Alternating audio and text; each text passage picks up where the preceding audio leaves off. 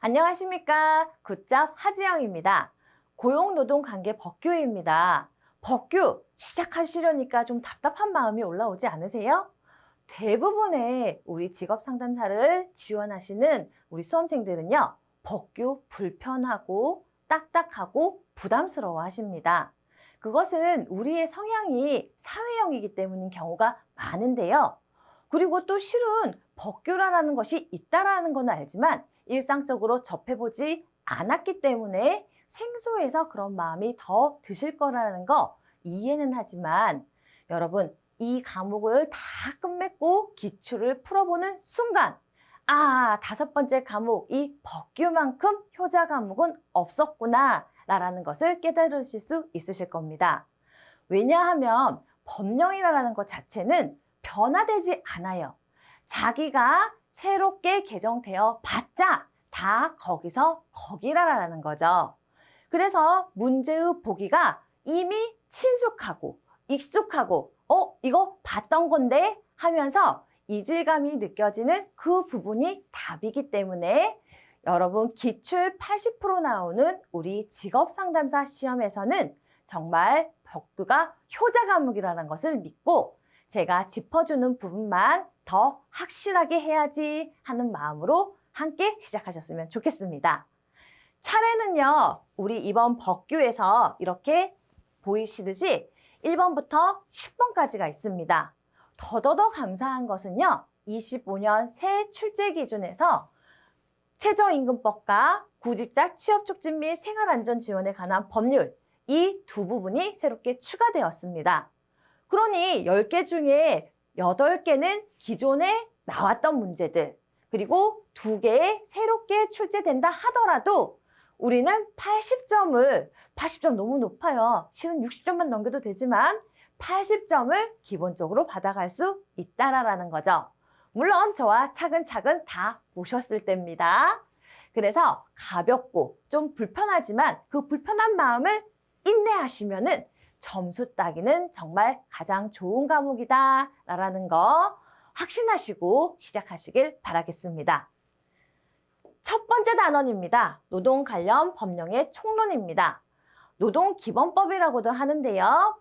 1번부터 10번까지 나오는 모든 법의 가장 기본적인 내용이니까 이것만 잘 이해하셔도 시작은 반이다. 나머지 2번부터 10번까지는 그래도 식은 죽 먹기는 아니지만 떠먹을 수 있는 정도구나 라고 바탕을 깔아주는 기본 법입니다. 보겠습니다. 노동법의 이해. 당연히 이런 의의와 목적부터 나올 텐데요.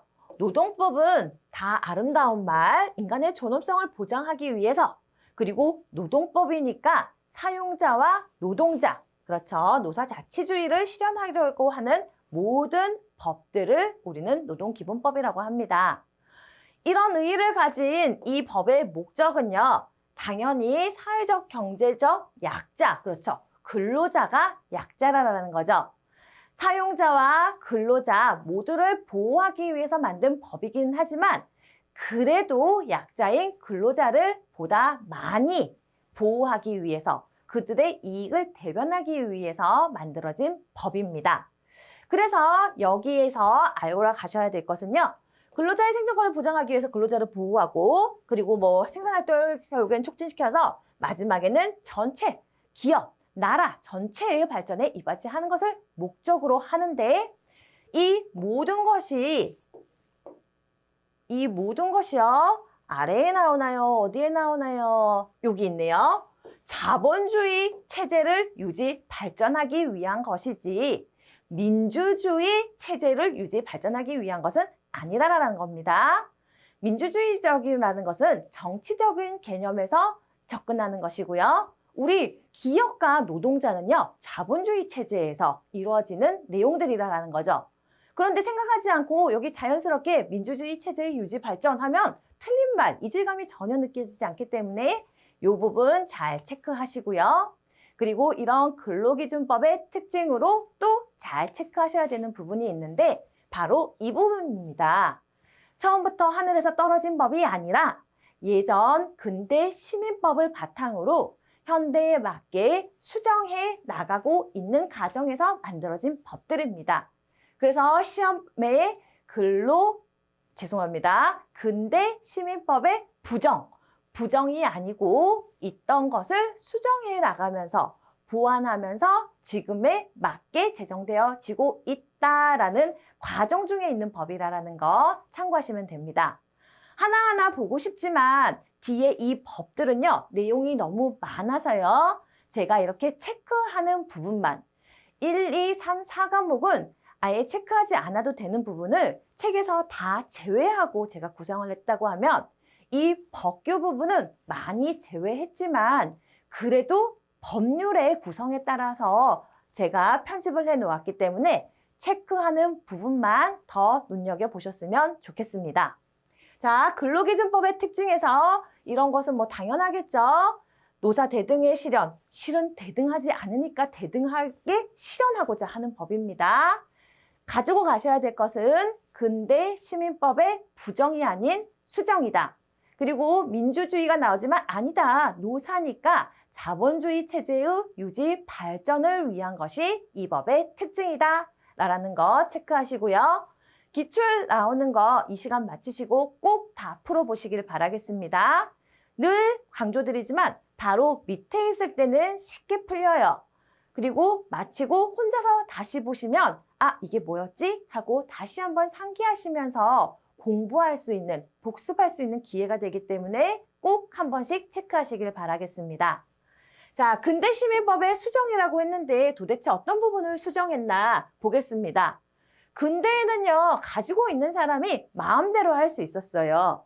그리고 계약하면은 어떤 내용이든지 간에 계약하면 그 계약을 지켜야 되는 것이 원칙이었습니다. 그리고 일단 기본적으로 무슨 문제가 생기면 가실이 없는 것에서부터 그리고 가실은 생기면은 누구 책임부터? 그렇죠. 내 거부터. 일하다가 손가락 잘리면 누구 책임이라고요? 내 책임이다. 부주의했던 내 책임이다. 라는 것이었는데요. 없을 때는 없지만 생기면 내 책임이다. 라는 것부터 시작했는데 그거 아니더라. 수정해 나가는 근대 시민법에서 수정해 나가는 이 내용들은요.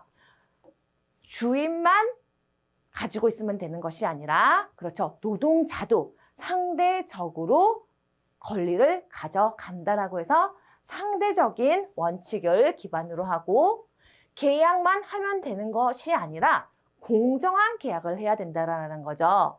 제가 서빙하다가 컵을 깼어요.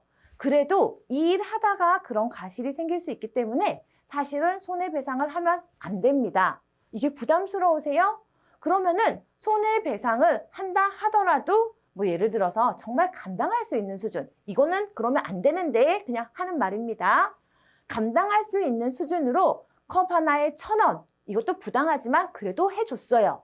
그런데 주인은 이거 골동품이야 하면서 네 월급에 한 개 깰 때마다 반, 2개 깨면 이번 달 월급 없어. 이러면 안 된다라는 거죠. 그래서 공정한 계약만 받아들여질 수 있다라는 것이 수정된 대표적인 두 번째 내용이고, 세 번째, 무과실. 그렇죠. 금방 말씀드렸듯이 공장에서 일하다가 손 잘리면 내가 부주의해서 잘렸구나 하고 내 책임이 아니라 그렇죠. 공장에서 안전한 조치를 취했는지 이런 전반적인 것을 먼저 살펴보면서 정말 무과실, 일단 아닌 사고가 나도 무과실 원칙부터 시작한다는 것이 가장 대표적으로 수정된 내용입니다. 그래서 이거 아닌 것이 답일 수 있기 때문에 요 세 가지 정도는 파악해 두시기를 바라겠습니다. 넘어가서요. 노동기본법의 체계입니다. 어떤 사람들에게, 어떤 단체에게 이 법을 적용하느냐 하는 것인데요. 개인 대 개인, 사장님과 노동자, 개인 대 개인으로 접근할 수도 있는 부분이 있고요. 집단적, 내가 진짜 사장님하고 다이다이 하고 싶은데 왠지 다이다이 하기도 전에 사장님 만나러 가려니까 좀 부담스러워요. 그래, 이번 연봉 협상은 내가 원하는 대로 꼭 할 거야 했지만 그 앞에 가면 이번에 이렇게 하시죠. 그러면은 저는 안 되는데요. 이만큼 받고 싶은데요. 라고 말하기가 부담스럽다라는 거죠. 그래서 노사 관계의 대등의 원칙을 실현하고자 했다라는 겁니다. 혼자일 때는 말 잘 못했는데 노동조합에서 아니면 노동자가 단체로 얘기할 때는 함께 이번에 몇 % 올라주세요 라고 말할 수 있는 용기가 생긴다라는 거죠. 그래서 집단적 노사관계법, 집단 대 집단으로 하는 것, 협력적 고용관계법이 있는데 시험에는 이 있는 모두가 나오는 것이 아니라 집단적 노사관계법에 속하는 것이 뭐냐라고 했었을 때 노동조합 및 노동관계 조정법 등이 이 집단적 노사관계법에 해당된다라는 것을 묻는 문제가 나옵니다. 다 모르셔도 되고 체계에서 노동조합과 관련된 것이 어떤 부분이냐라고 했었을 때 집단적 노사관계법이다라는 것 골라내실 수 있으시면 됩니다. 1번부터 10번까지의 모든 법에 해당하는 것입니다. 효력, 이 법들이 어떻게 효력이 발현되느냐라는 것인데요. 헌법같이 최상위 법부터 쭉쭉 법률, 시행령, 규칙 해서 이렇게 어떤 체제가 있는데 무조건 제일 높은 상위법 기준으로 충돌이 일어날 때는 더 높은 법을 기준으로 옳고 그름을 판단한다라는 것입니다. 두 번째, 유리한 조건은요. 우리가 법률적으로 분쟁이 생겼을 때 A 입장과 B 입장이 서로 다른데 상위의 법 하나, 너무 상황이 다르니까 무엇을 적용해야 될지 모른다라는 거죠. 그래서 각자 자기한테 가장 잘 맞는 법을 앞에 내세워서 누가 맞는 것인지 판결을 받는 거죠, 법원에서. 그래서 일반적으로 잘 모르시는 분들은 내게 무슨 법이 유리한지 잘 모를 때는 변호사나 AI를 통해서 꼭 확인하시기를 바라겠습니다. 이건 실제 상황에서 그렇다라는 거고요. 그래서 실제로 우리 노동기본법이나 모든 법에서 각자 유리한 조건이 우선이다. 그러니까 분쟁이 계속 꼬리에 꼬리를 물고 일어나는 것이 맞다라는 것입니다. 뭐 이런 부분은 시험에 안 나옵니다만 유리 조건 우선이 나옵니다.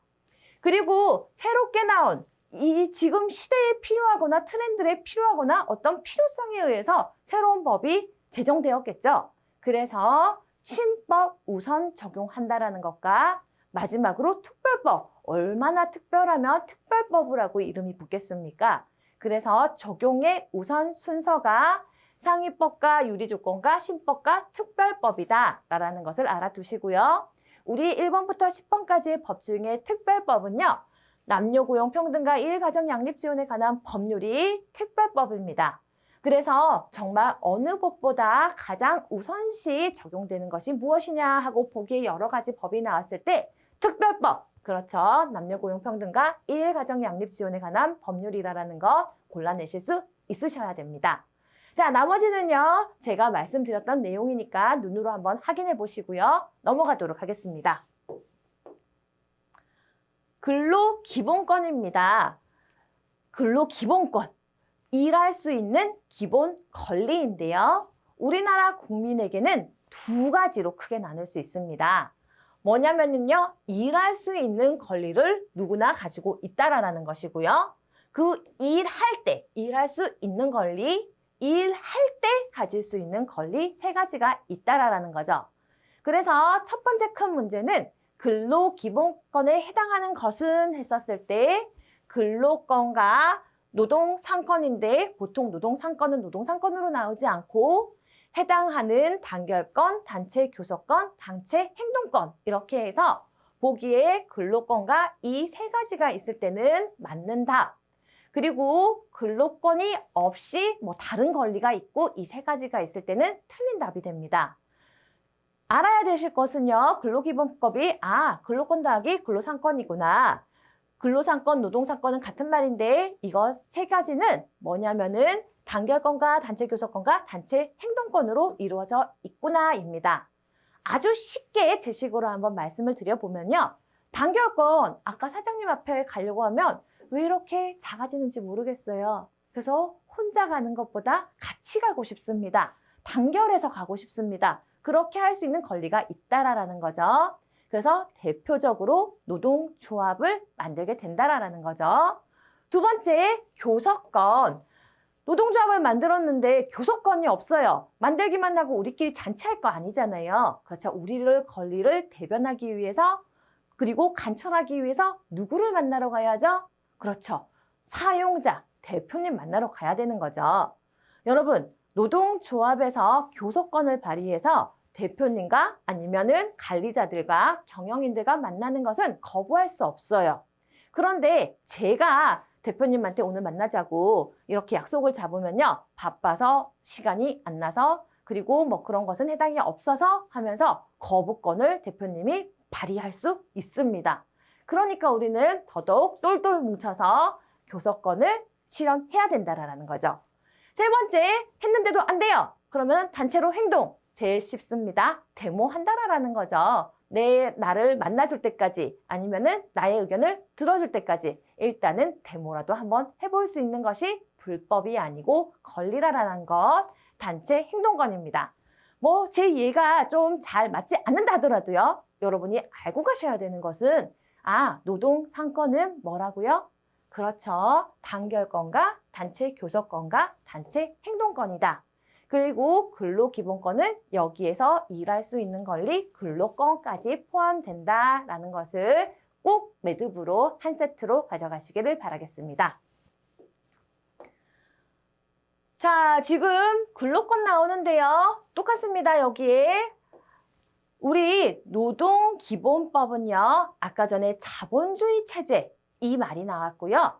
지금 근로권 그리고 노동상권 뭐와 줄부터 그어가지고 사회적, 경제적입니다. 틀린 답으로요. 사회적, 정치적 이렇게 나오면요. 뭐 전혀 이질감이 없잖아요. 그래서 법률할 때 그렇지. 정치와 법은 분리돼 있어. 정치가 나오는 것은 틀린 거야 하고 확실하게 또 구별을 하셔야 된다라는 것. 자, 목적 근로자의 근로 조건을 개선하여 어디에서? 정치 없습니다. 사회적, 경제적 지위 향상을 위한 것이다 라는 이 목적 익숙해지시게 눈으로 자꾸자꾸 보시길 바라겠습니다. 특징입니다. 근로권의 주체는 모든 국민입니다. 실은 이 안에요. 모든 우리나라 국민입니다. 우리나라 모든 국민. 그래서 외국인은요. 노동상권의 주체, 노동상권 일을 했을 때 가지는 권리 세 가지는 주체가 될 수 있으나 근로권, 제일 처음에 일할 수 있는 권리의 주체는 될 수 없다라는 거죠. 참으로 개인적으로는 좋습니다. 우리는 가지고 근로자들이 외국인 근로자들이 일을 못했다고 해서 다 일자리를 줘야 된다라는 것은 아니라는 거죠. 그리고 이 부분 했으니까 이 부분부터 미리 말하면 우리는 법률상 사람으로 취급하는 것이 법인과 자연인이 있는데요. 자연인은 실제로 우리가 있는 개개인을 의미하고 법인은 법률상 만들어진 사람입니다.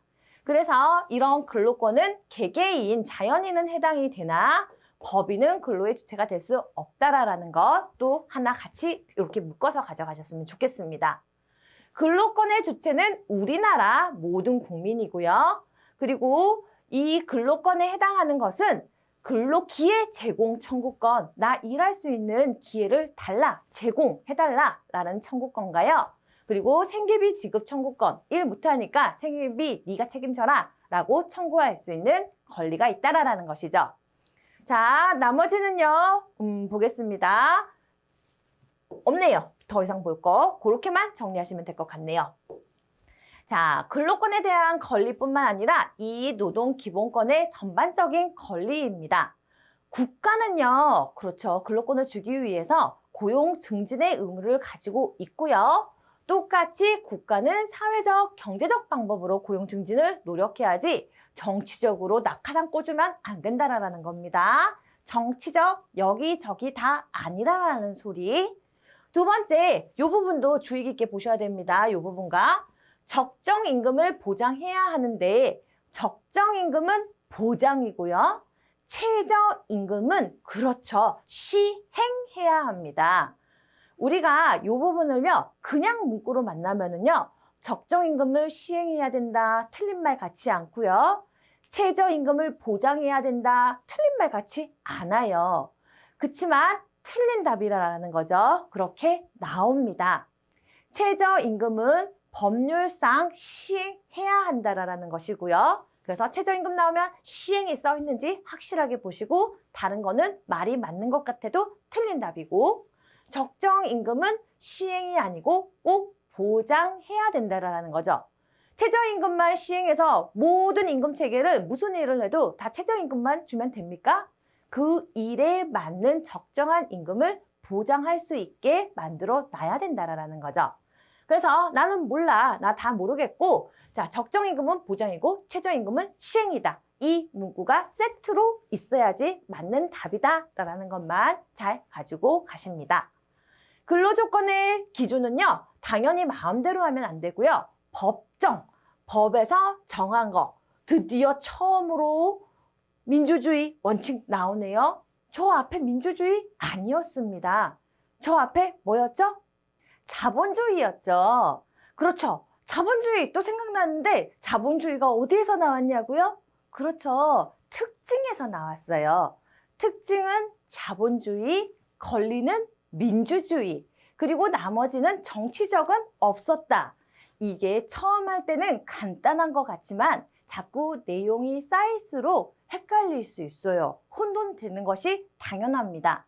그래서 결과적으로 했던 말 반복입니다. 제가 짚어주는 부분만 체에 걸러서 그 부분만 정확하게 자꾸 보시고 암기하시는 것이 나중에 효자 과목을 만드는 지름길입니다. 자, 다시 권리 보도록 하겠습니다. 그래서 권리에서는 민주주의 원칙에 따라 법률로 정한다라는 것이고요. 이런 근로기준법의 권리에서 여성 근로자와 그리고 연소자는 사실 같은 말로 다 특별한 보호를 하고 있습니다. 또 남성분들 요즘에 괜히 더 억울하고 오히려 여성분들이 더 많은 지원을 받고 있는데 무슨 특별한 보호냐? 저도 잘 모르겠습니다. 이미 만들어져 있는 것이니까 전달하는 것뿐입니다. 가장 대표적으로 야간 근로라든지 연장 근무를 할 때 임산부는 특별한 보호를 해야 되고, 자, 임산부 하니까 또 인정되지 않습니까? 여하튼 특별한 보호를 해야 되고, 연소자 어린 친구들입니다. 우리나라는 15세부터 생산 가능 인구라고 해서 15세부터 일할 수 있는 권리를 가지는데요. 15세부터 18세까지 사실 어린 친구들 맞잖아요. 그 어린 연소자들도 특별한 우대, 연장 근무나 위험한 곳에서 그렇죠. 근무할 때 동의나 요청이 있을 때만 해야 된다라는 것을 특별한 보호로 지정하고 있다라는 것입니다. 국가유공자도요. 근로권을 우선 보장하기 때문에 특별한 권리입니다. 제가 나머지는요. 어떤 예시를 들어야 되는지 모르겠지만 공무원 시험 볼 때 가산점 주는 거 참으로 특별한 권리 맞습니다. 여기는요. 제가 문제로 한번 살펴볼 텐데요. 특별한 보호 또는 우선적인 근로기회 보장하는 대상자로 명시되어 있지 않는 것은요. 우리 본 사람 여성 근로자와 연소자와 국가유공자밖에 없습니다. 왠지 내가 이 사람 특별히 보호해주고 싶은 사람이다 해도 답입니다. 아니라는 것이죠. 우리가 나온 것은 여성 근로자와 연소자와 실업자 못 봤어요. 국가유공자가 답이고 그 외 기타로 실업자나 고령자나 재근로자나 장애인 등은 아무리 나와도 특별한 보호하겠다라는 거 들어본 적이 없다라고 완전히 분류하셔서 암기하셔야 됩니다. 특별한 보호하는 대상은 누구라고요? 그렇죠. 여성, 그리고 연소자, 그리고 국가유공자 이 3명 말고는 아무도 없다라고 명료하게 명확하게 가져가셔야 됩니다. 자, 여기 한 번 더 볼까요? 문제 푸는 김에 32조가 노동법에 관련된 기본노동법인데요. 연소자 특별한 보호 받는다. 금방 했죠? 그리고 근로조건 기준은 인간의 존엄성을 보장하도록 법률이 정했다. 맞죠? 존엄성 아까 첫 번째 나왔던 부분인데요. 여성도요. 특별한 보호를 받으며 맞아요. 고용임금 그리고 근로조건에 있어서 부당한 차별을 받지 아니해야 된다. 맞고요. 마지막 보겠습니다. 국가는 사회적, 경제적 이거는 맞는데 근로자의 고용의 증진과 최저임금을 보장 아니죠. 최저임금은 아까 뭐랑 세트라 그랬죠? 그렇죠. 시행해야 하고 적정 임금을 보장해야 된다고 했습니다.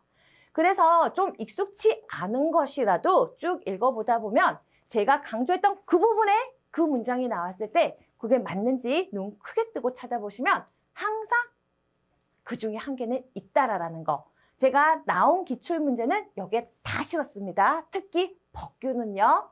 인내심을 가지고 프로만 보시면 다 맞히실 수 있다는 거 또 한번 강조드립니다. 권리의 기능입니다. 자, 1, 2, 3번은요. 답으로 체크되진 않지만 항상 보기로 나옵니다. 답이 1번으로 나와서 이 문장을 볼 일이 없으면은 사실 맞는 말이니까 넘어가도 되지만 이게 번호가 바뀌었을 때 처음 보는 문장이 있으면 좀 답답한 면이 있어서 그냥 그런 용으로 한번 보십니다. 맞는 말입니다. 근로를 통해서 개성과 자주적인 인간성을 제고해서 높여야 된다는 거.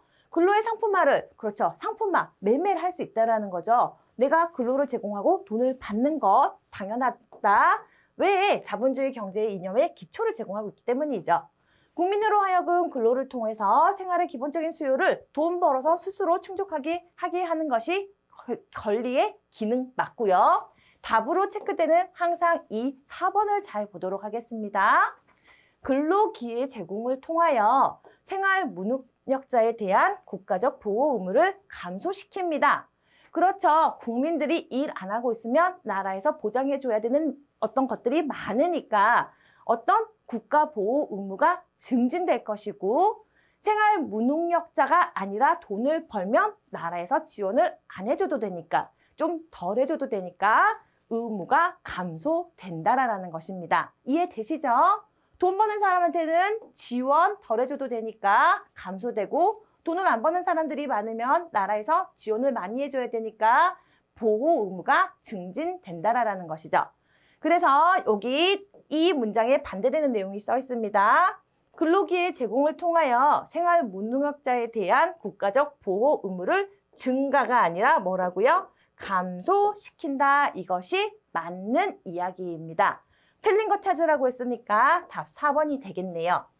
제가 푸는 것은 제가 푸는 것이고 마치고 여러분은 여러분이 가지고 있는 문제집을 가지고 꼭 한번 더 풀어보시기를 계속 강조드리도록 하겠습니다.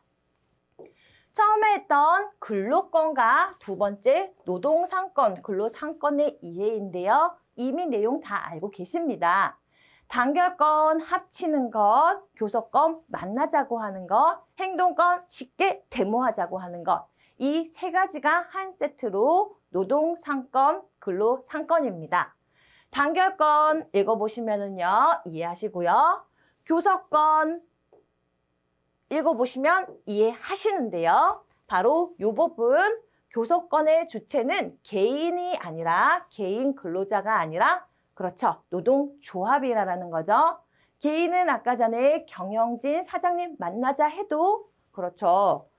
거부할 수 있고 노동조합이 단체로 요구했었을 때는 거부할 수 있는 권리가 없다라고 말씀드렸습니다. 그래서 단체 교섭의 주체는 노동조합이라는 것 체크해 놓으십니다. 데모할 수 있는 단체 행동권입니다. 이것은요, 집단적 행동에 관한 권리입니다. 근로자에게 보장된 집단적 행동에 관한 권리이고요. 쭉 보시면은 민사상, 형사상 책임을 면제하기 때문에 그렇죠. 노동조합이 데모하는 것은 법적으로 제재를 할 수 없지만 개인이 1인 시위한다고 피켓 들고 회사 앞에 있으면 그렇죠. 경찰이 와서 연행해 갈 수 있습니다. 오늘 일할 시간에 일 안 하는 것도 문제가 되고 일 안 하는 사람이 와서 하면은 그렇죠. 교란시킬 수 있다고 영업을 방해한다고 또 붙잡혀 갈 수도 있다라는 것입니다. 사용자는 단체 행동권의 주체가 될 수 없다. 사장님이 하는 것이 아니라 사장님이 데모하는 것이 아니라 당연히 근로자가 데모를 한다라고 생각하시면 이것도 당연한 것입니다. 그러면은 사장은 데모하고 만나달라고 요구하면 아무것도 권리가 없나요? 아니요. 아예 진짜 제일 무섭네요. 직장을 폐쇄할 수 있는 권리가 주어진다라는 겁니다. 그러면은 시험 문제에 항상 근로자의 쟁의행위에 포함되지 않는 것은 무엇이냐라고 나오면요. 파업, 태업, 보이콧과 직장 폐쇄 이렇게 보기가 나오는데 직장 폐쇄는 누구의 권리였다고요? 네, 그렇죠. 사장님. 저는 사용자를 자꾸 사장님이라고 하는데 세상 모든 사장님이 나쁜 것은 아니지만 우리가 정말 이해의 편의상 사용자를 사장님, 사장님 하고 있다는 것 양해해 주시길 바라겠습니다. 직장 폐쇄는 사용자, 사장님의 권리이다 라는 것입니다. 근로자, 파업, 태업, 보이콧 한 세트로 가져가시면 좋고 모르면은 직장 폐쇄는 사용자의 권리이다.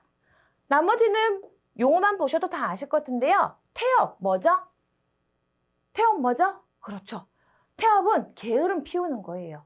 일부러. 공장에서 하루 10개 만들 수 있는데 오늘은 요구하는 조건을 안 들어줘서 단체로 8개를 만들자. 그러면은 사장님이 이런 날이 길어지면은 그렇죠. 손해니까 다시 교섭할 수 있는 권리를 가지게 될 것이고 아니면 더 날짜를 당겨서 만날 수도 있고 조정이 되어진다라는 거죠.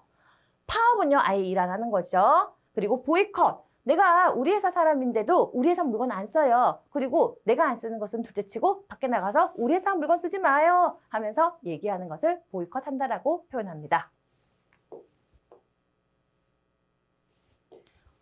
노동상권의 내용입니다. 노동상권의 내용 중요한 것은요.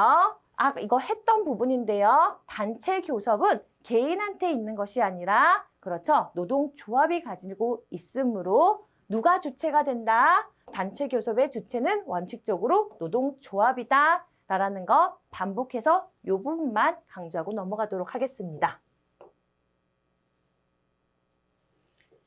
이러한 가장 기본권인 근로권과 노동상권 이 중에 노동상권 지금 하고 있는데요. 노동상권 모든 국민이 다 가지고 있는 권리이기도 하지만 제한되는 사람들이 있다라는 거죠. 1번 대상입니다. 네, 공무원 아니고 1번 노동상권의 대상입니다. 1번으로 공무원이 나오네요. 공무원은요, 법률이 정하는 자에 한해서 노동상권을 가질 수도 있고 가질 수 없을 수도 있습니다. 그래서 뒤의 내용 보다가 법률이 정하는 자에 한해서를 잘 보시고요.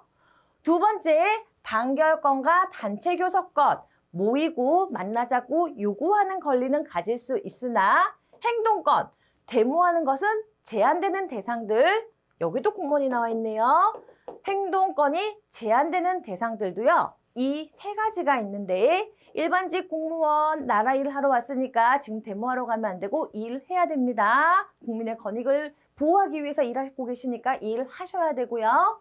두 번째, 선생님들 아이 가르쳐야지 나가서 데모하고 있으면 안 되십니다. 세 번째, 주요 방위 사업체에 종사하는 사람들 중에서 실제로 그렇죠. 전력과 용수 및 방산물자, 전쟁과 관련된 무기와 관련된 어떤 일을 하는 사람들은 그거 만들어야지 지금 단체로 데모하면 안 된다라는 것입니다.